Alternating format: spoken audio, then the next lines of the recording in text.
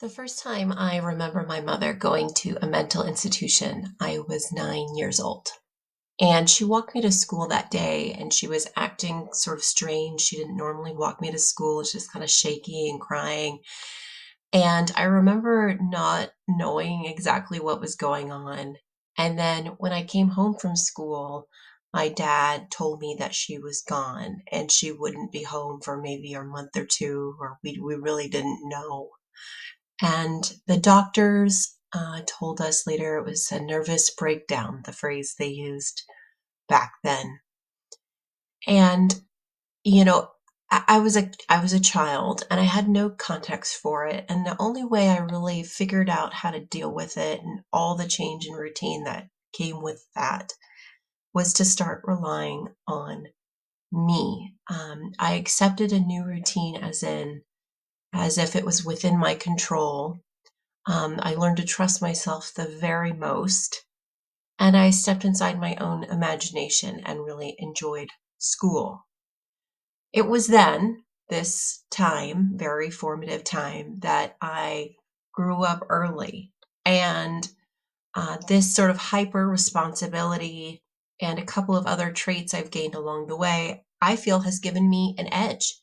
And whether it's, getting my bachelor's early when I was 19 or starting my first company at 26 or, going back for my master's degree from Harvard, I feel like I'm a little different, like I'm programmed a little different than other people.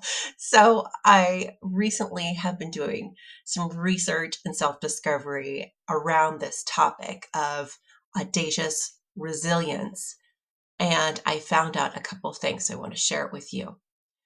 It turns out, let me get the quote just right. It turns out trauma integration enables leaders to develop heightened empathy and emotional intelligence as they better understand pain and struggle. This was featured in Entrepreneur magazine from a 2023 study. And even better than that, 97% of business executives believe business resilience is important. This was from a Bowker study also in 2023. I'm sharing this and my personal story today because you or someone you know might think themselves to be damaged goods and sort of